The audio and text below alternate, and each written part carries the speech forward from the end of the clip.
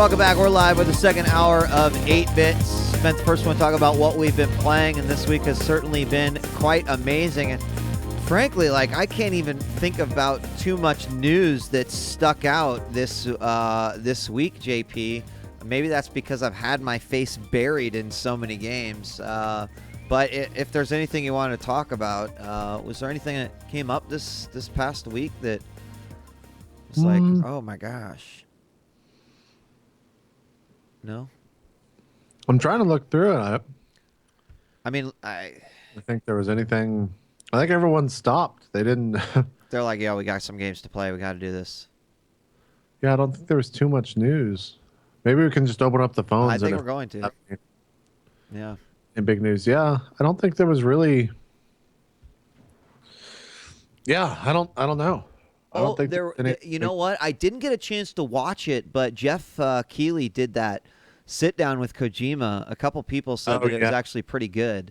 And he's a cool guy. I really do appreciate that guy and what he does. But I didn't get a chance to watch it yet. I need to watch the VOD, but apparently it was pretty good. Yeah, I know a lot of people right now are playing that game for review at a Kojima event. Yeah. So I always hate when people do that, or when developers do that, publishers do that rather. But oh well. We got our first caller, by the way, and don't forget to talk about Witcher 3 getting delayed, because that was the other big news I remember reading about. But let's take this first caller. We got Robert on the line. Robert, what's up? Welcome to 8-Bits. What's up, Wheat JP? Big fan, guys. How you doing? Doing great, man. Thanks. Before my question, Wheat, I won a copy of Titanfall from you a couple days ago. I really appreciate that, man. That was cool. Awesome, man. Congratulations. I'm sure there are a lot of people that hated you for winning that. Hope you've been having fun. Yeah, it was pretty awesome. So my question is more for you, Wheat, but JP, you can chime in if you've got some information on this.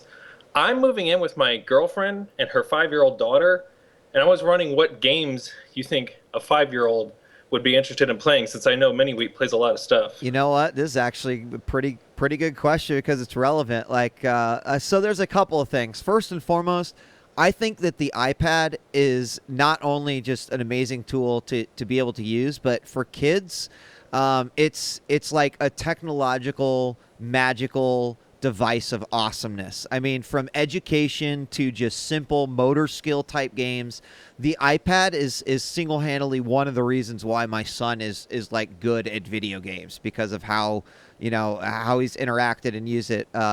So I really would suggest, if you don't have one, that would be something that you would consider.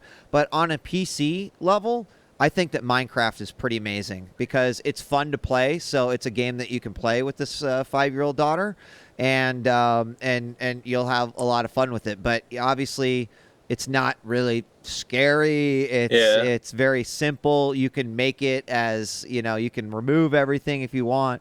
The other one that he really likes is that Roblox game, which Roblox. Yeah. You need to check that game out because he is a huge fan of this. And it's just it's kind of like a Minecraft game, but everything's already built for you. So you just go and play different types of games. But those are my suggestions for you, man. Sick, man. Thank you. Yeah, you're welcome, dude. Good luck with that. Appreciate it. All right, no problem. Take care. You too. JP, I guess I should have said, do you have any suggestions? No, Dark Souls, get started early, man, Started early on some Dark Souls, yeah. There you go. Take another one? Sure. All right. Area code 860. Hello. Welcome to 8-Bits. What's up? Hello.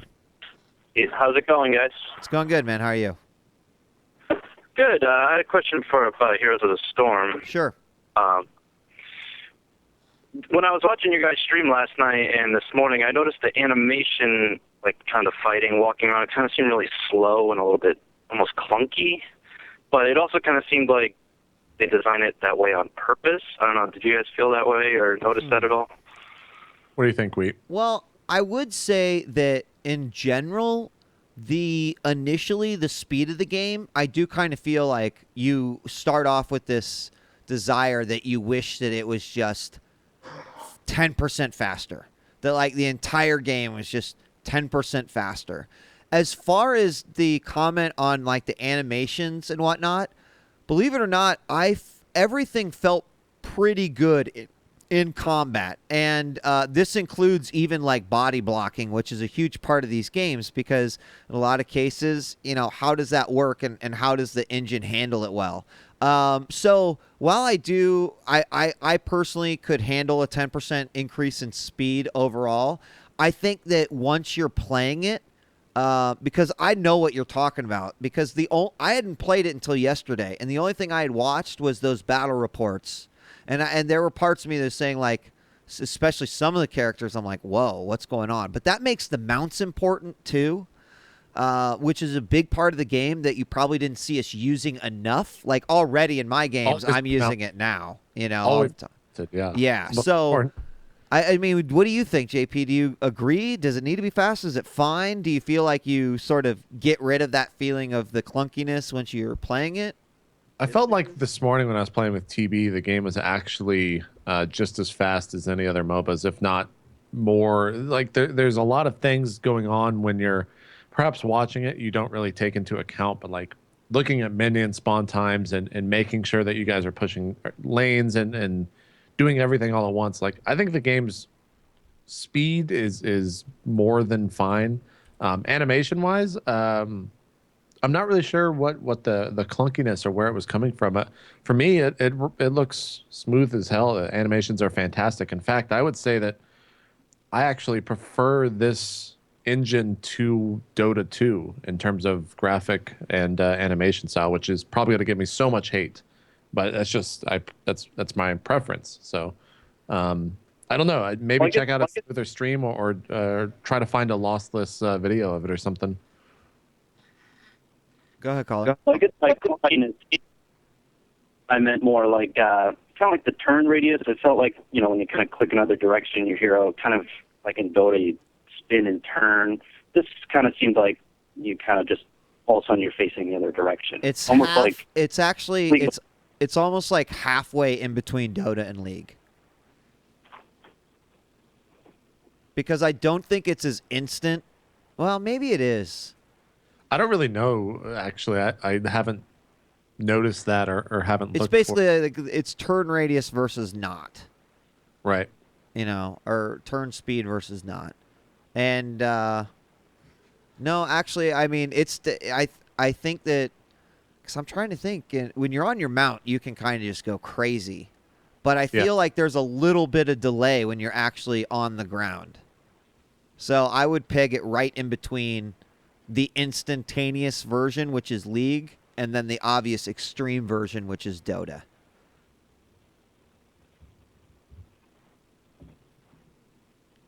Does that make sense, caller? Yeah, that makes pretty good sense. Thanks, guys. Yeah, no problem. No problem. Take care. Have a good one. Word. Take another one. By the way, 909-581-8509 or call me, djWHEAT, on Skype. We've got area code 207. Hello, good sir or madame. Welcome to 8-Bits. Hey, how's it going? It's going good. I wanted to ask you guys, what are you guys' opinion on Naniwa quitting after his first game in IEM today? I mean, right now I'll have an opinion on Live on 3, but I don't know. I guess I don't really have one right now. Yeah. Yeah, I was watching it and I was like, wow. Yeah. Yeah. It's you should tune into Live on 3 on Wednesday, because I'm sure Slasher and I will be talking a little bit about this. I have plenty to say. It's just not necessarily the right show for it. But yeah, thanks for calling anyway, man. All right. Take care. Bye. Yeah, I don't have much I don't know anything that happened regarding that, so. He left. Only that it happened, and now I'm going to finish this donut. So yeah, Witcher 3 got delayed. JP, not by a little, but by a lot. I think they're saying 2015 now for this game. February 2015. A year from now, and I'm totally okay with that. Yeah, because it's just like keep polishing that game, make it more and more awesome. I just hope it wasn't delayed for like console ports or something like that. What? I don't think it would ever be, but I have faith in these guys, though. I don't think they're going to. They even say, like, we believe the game will prove to be worth the wait and meet the expectations you have. I actually believe that statement coming from those guys. So. Yeah. I think, again, still same school thought. Yeah. Call it, make it awesome. When it's ready, it's ready. Don't rush it. Yeah, I We saw absolutely with agree. Watch Dogs when it got. Did you see that? That was actually some news. I remember reading that story that the CEO of Ubisoft told the Watch Dogs devs that they needed to have something at E3 when they were nowhere near ready to show something. Oh. No, And so I did not, but that makes sense. Yeah, it explains so much about that development process. I thought that was rather interesting. That'll be an interesting game when that comes out. Yeah, I think it might be Shit. interesting, and shitstorm might be the same thing in that scenario. But Totally. we got area code Accidentally added you to the call. 954 to the call. Hello, welcome to 8-Bits. What's up? How you doing, guys? I was just curious. Well, first, I want to preface this by saying you guys are awesome. I've always watched your shows. Thank you. Big, long-time fan. I do want to point out, I heard something really interesting on Total Biscuit's stream. He was really upset with the idea that some of his chat was talking about how big of an esport Heroes of the Storm may become. And I was kind of curious as to whether or not you guys think it'll be good for esports if this game is competitive, or if you guys just rather see it be an enjoyable multiplayer game as opposed to a competitive esport. Well, it's a competitive game, right? Like, no one goes in and, like, people, like, even we have said it's a good casual fun competitive game to play, right? No one's going in like, I don't care if I lose, I'm just having fun. I mean, everyone deep down is kind of like, yo, I wanna win this game, right? My thoughts are this: the game just got into the hands of 1,000 people yesterday. What makes me scared more than anything is that people just try to force it. People have to enjoy the game first. The players have to enjoy the game. Like, certainly people are going to want to play this game competitively. How big it can go, I don't know, but I think it's almost just so early. Like, why don't we just, like, enjoy the game and see, how it is after playing it for a month, and if it's still as fun as it was on day one, because then you're going to probably answer the question is, well, will people enjoy playing this game in 2 years? I want to say probably. Like, it would be silly with the things that Blizzard are doing now with WCS and how Hearthstone is done, that they wouldn't try to make a push in that direction. Is it going to be good? Like, I can't answer that because it's too soon. And I mean, JP, do you agree?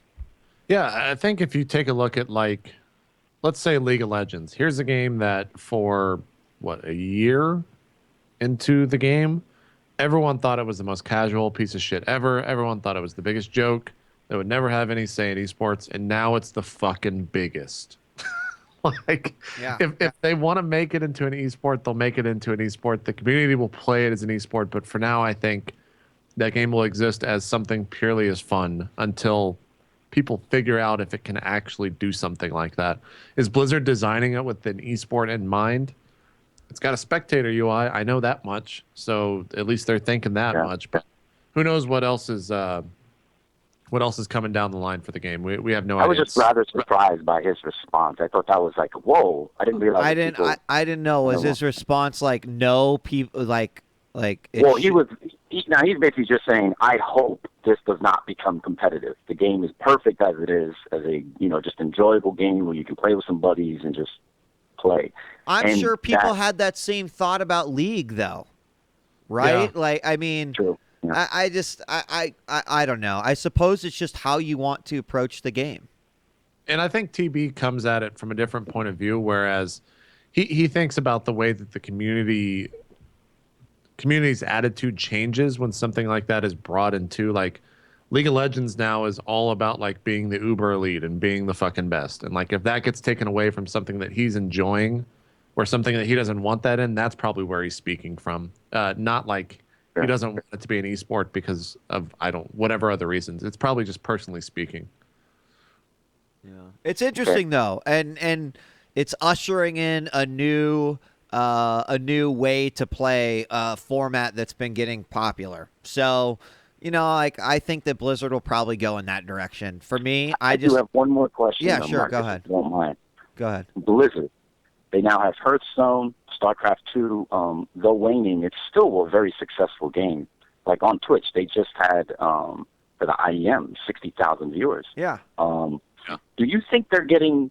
I don't want to say ahead of themselves, but do you think they're putting a lot on their plate? Because with the release of Heroes of the Storm, then they have to obviously cater to. Nah, man, they're not putting enough on their plate. They are positioning themselves for long-term investments that will bring them lots of money. Hearthstone is basically done.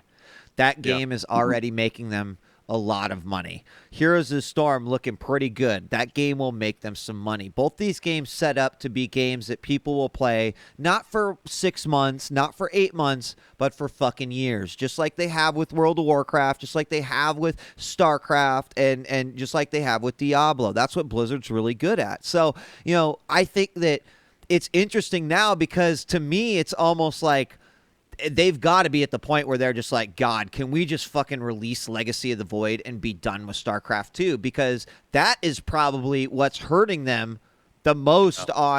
They've obviously got whatever their special super secret project that everyone knows they're working on. That's a big deal.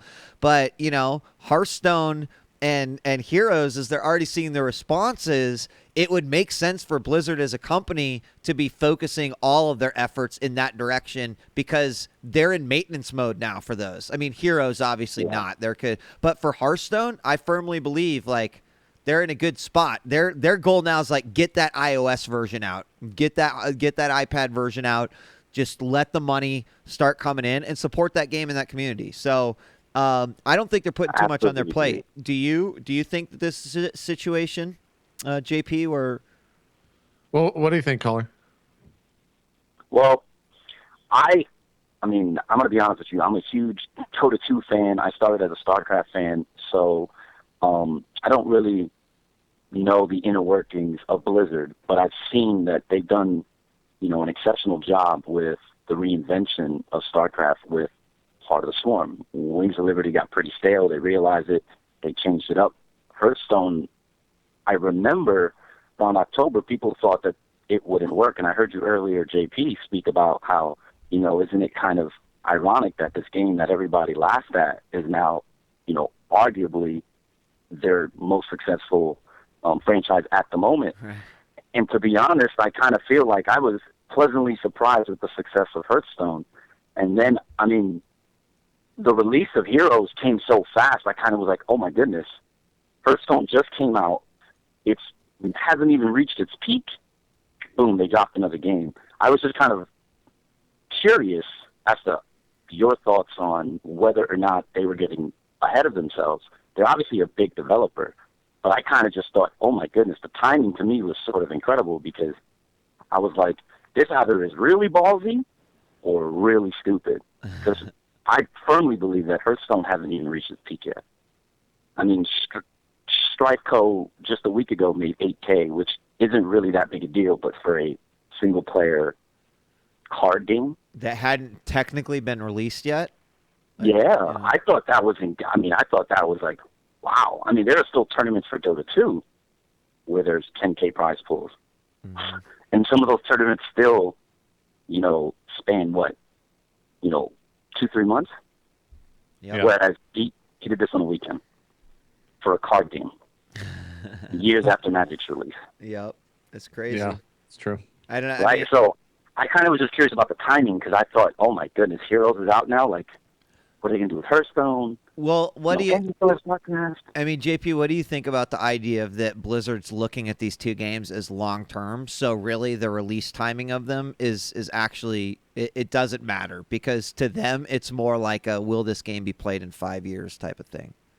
Yeah, I think I agree with what you just said. Like, I think Blizzard's a big enough developer now that they have so many people in house that, while it may look like they're spreading themselves a little too thin, they know what they're doing. Like, they wouldn't. It's a super amazingly calculated launch window for both of these games, for Hearthstone to be hit on Tuesday, and then for Thursday to launch Heroes. It's not like, guys, we finished this on Wednesday, let's just bring it out tomorrow. Like, they've been planning this for probably months. Yeah. So I think they definitely know what they're doing. It is a little bit crazy to think that like two games that big are, quote unquote, one's launching and one's being like shown to the public for the first time in the same week. But hey, if you got it, like, strike while the iron's hot, man. Blizzard's doing well right now. I mean, I don't want to turn it into a Valve versus Blizzard thing. That was not the purpose of this call. But if you look at the way Valve handled Dota 2, they put all their eggs on the Dota 2 basket, and then they started to realize with the success of the microtransactions that then they got into CSGO. But this is about 2.5 years after Dota 2 was in beta and was released. I was just shocked by the fact that I just saw the Home Story Cup, or the Seat Story Cup, excuse me, last week. And the next thing I know, Here's of the Storm is out. I was just like, oh my goodness. That to me, first rang alarms. I thought it was sort of brazen. Yeah. But I was just so curious as to you guys, because you guys know those developers personally. Well, I think that actually, I think it's a compliment to Valve, because I think that Blizzard is in some cases being reactionary, and I mean, I think a lot of developers right now are looking at Valve, the outstanding support that they're getting from their community, and definitely want to look at what they can do to have something similar and more.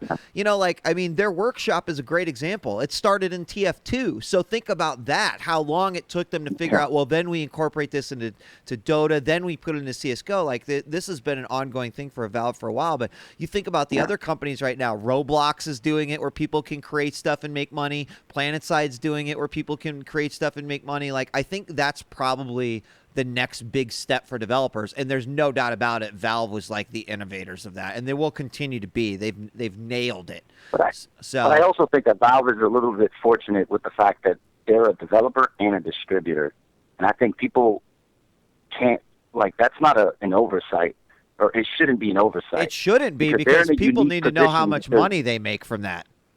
Oh, for sure. It allows them to be amazing. Yeah, like, they don't even really care about the success of Dota 2 or CSGO, because it's bringing people to Steam inevitably. If you want to play these games and you want to try it out, even if you dislike them, you've already made an account. You've already made a Steam account. And I think that is the amazing draw.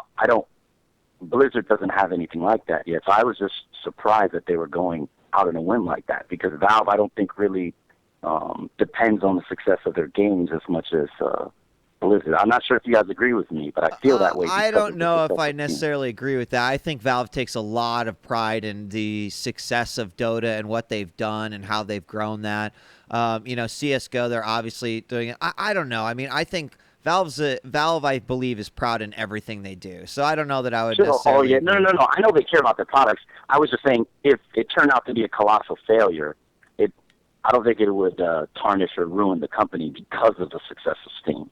Yeah. Whereas I think Blizzard has a much more interpersonal relationship with their games, because the success of Blizzard as a company is inherently tied with those games. That's kind of all I meant by that. Not that they don't care. There's truth to that. Yeah, for sure. But hey, all right, guys, I really enjoyed the call. Yeah, man. Have a good show, guys. Take care. Bye-bye. Thanks, man. Yeah, I mean, God, more and more of the developers are starting to, like, figure it out. And, I mean, it's apparent. Every time I hear, like, new player workshop type things, the player studio for PlanetSide, whatever, popping up, like, that's awesome that these guys have an outlet to be in gaming, make stuff, money, whatever. It's pretty incredible. But it's also, I don't know, JP, it's also hard to, like, talk about this developer versus that developer, because in the grand scheme of things, like, there's so many fucking variables that goes into everything, right? You, like, think about from their location to how big they are, to whether they've produced a game called Call of Duty, to whether they're an indie group, if they're like an old school developer that has, now started his own indie studio. Like, there's just so much. I feel like right now development teams are trying to figure out how to set themselves up for success, because it is so important to have, like, that, to not feel like an assembly line.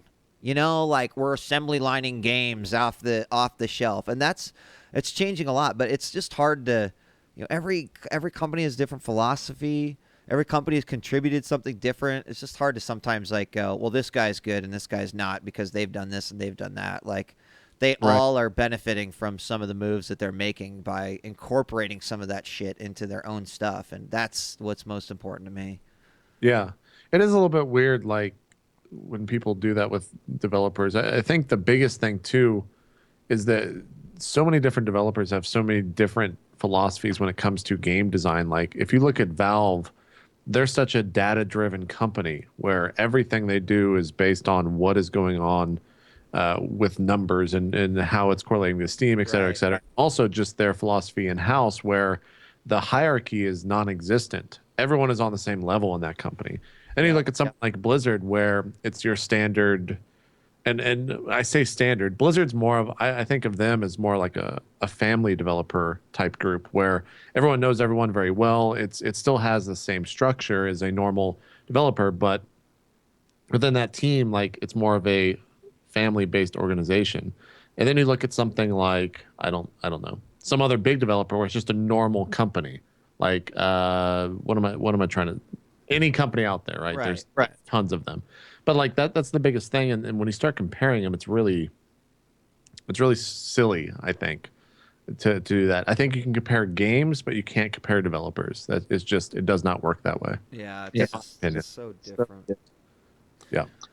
All right. Well, the phone line's still open, 909-581-8519. We'll probably go for about another 10 minutes, just so that I can do my family thing, get out of the way, and then join you guys in Heroes after that. So, if you want to call in, there's the number, or you can Skype me, djWHEAT.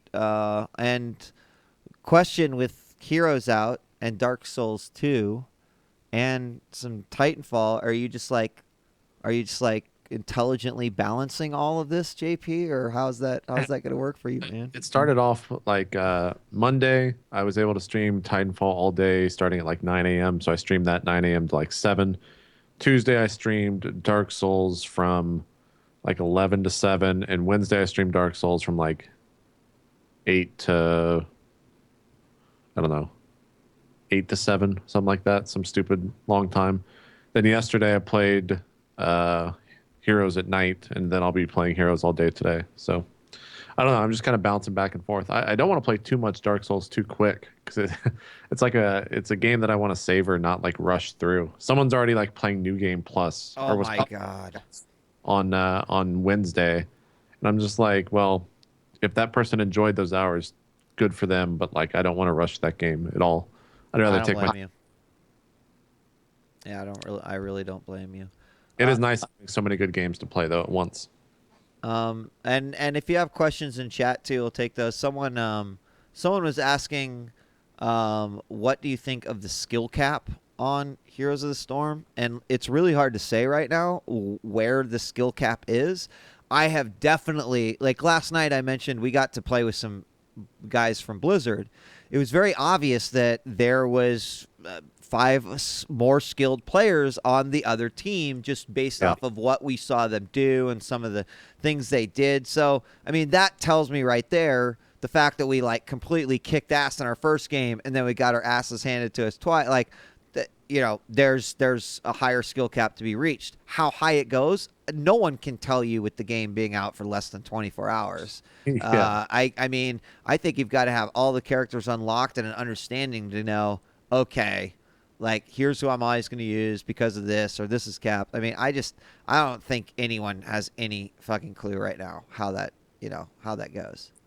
Yeah, I would agree. Especially, JP, as it pertains to like what you were saying with the new maps, because the maps change, your comp could be far more effective if you have a comp that's good at like killing the minions and collecting skulls on that map versus, a lot of single target type heroes that might not be as good for a map. So that's going to set the skill cap as well. Yeah. That's another good point too. Like the maps certain heroes will do better on certain maps, et cetera, et cetera. So here's one, JP. What's your opinion in general on the business model of Heroes? Do you think it's okay, or would you prefer something else? I think it's doing what is known in the industry to work. Uh, would I want something else? I think innovation is always great, but I don't know if that's the type of game that could bring it. I don't know also what you could innovate in that style of monetizing it. Like how did Smite does it where all the characters are available, right? And you only buy skins. That's how they do it. Do you No, know? they do full care. Unless they've changed it, I think they do it where you still are buying gods. I think Dota's the only free in Han. Hmm. Yeah, I don't know. I think innovation would always be great in that, but I don't know how you do that. I guess I would probably be a lot richer if I did. Yeah, they also have to like look at, there's probably all sorts of analytics that tell you, hey, maybe the second time through they'll make all the heroes cheaper to see, do they sell more heroes that way? I don't like doing this, Yeah. doing and having the shop open in the beta or the alpha gives them that freedom to gather some information to be able to make at least a more knowledgeable decision about what the proper way to go. But I kind of agree with you. Like it's hard to go against the grain. It is. When people are just used to that. That's probably the smartest way to go. So If anything, I think what they innovate on is the actual like the menu system. Like if they can get the guy that designed the card opening packs in Hearthstone to design all of the interactive elements of the UI and heroes, that right there is a fucking win as far as I'm concerned. Because League of Legends and Dota all have pretty plain UIs, right? They all kind of do the same thing. They're not very flashy or and at the end of the day, that has no effect on the actual game. But for people that have never played a MOBA before, it might be a way to bring them into that world. I cannot disagree. I'm starting to be like, okay, well, I'm ready to play again now. So let's do it. Actually, let's go ahead and wrap up, guys. Sure. Start to do our wrap up. As a quick reminder, we do not have a show next week. It's going to be GDC for me, and JP is going to be out of town, but we will be returning the following week to talk about. Actually, I've got a lot of cool appointments at GDC. So I'll be able to talk about a lot of cool stuff that's coming out. That's not necessarily probably going to be on people's radar. So I'm looking forward to that. Cool. Other than that, well, you wanna go? Yeah. Right after this, I'll be streaming some more Heroes. I'm going to be playing for the rest of the day with Sean Day9, who's already streaming Heroes right now. So if you want to check that out, you can go over to his channel, go over to mine over at twitch.tv/itmeJP. Tomorrow we've got R&D. New season premiere, season 3, joined by Neil Koivu Eriksson of Roleplay Solemn and Roleplay D&D. We haven't announced the game yet. It'll be premiered, or rather announced, when we start the show. So if you want to tune into that, you can. It's starting at 5:30 EST, and we'll be playing for 4 hours tomorrow. Should be a lot of fun. I'm looking forward to it. I think it's going to be quite different from what we've played in the past. Yeah, I got it. I think this might be the time I'm like the least prepared for the game. Like I'm not even sure what I want to play or what my persona is going to be. Or we were talking about it yesterday. Like Steven sent us 5,000 page books and was like, "Here you goes, guys, if you want some backstory." And I'm just like, "What? I don't want to read. I don't want to read." Oh my god, I don't even know. Yeah. So I think I'm gonna read chapter 1 of the rule book and then just wing it from there. We'll see. Oh god, I'm so not going to be ready for this. Am I? Is this what the new link is? Oh god. Yeah. Okay. Oh god. I've got got some homework to do. Son of a bitch. You got at least 30 pages, and it's pretty wordy. Oh my gosh. Is this you just talk about the new player guide? Yeah. Or no, like the actual core rule book. Oh, okay. So I'll just read the new player guide first and then go from there. Sweet. Yep. Sweet. Okay, I'm gonna download this shit right now. Yep. I got to read that tomorrow morning or tonight, something. Well, yeah, I'll be joining that too. Same shit. Hopefully I'll be joining you guys in in a bit as well after I run some errands and get some more work done. So see you over there. Maybe we can kill some other heroes. And thank you guys for tuning in to 8-Bits. The VOD will be on my channel. If you're a subscriber, you'll have instant access to it. Of course, it'll be up on YouTube as well, youtube.com/itmeJP. Sometime usually during the day. So just keep an eye out for it if you happen to be a latecomer and missed it. Other than that, thank you guys for tuning in. We will see you in a couple weeks. It's been a blast, and we're out of here. Peace. See you guys.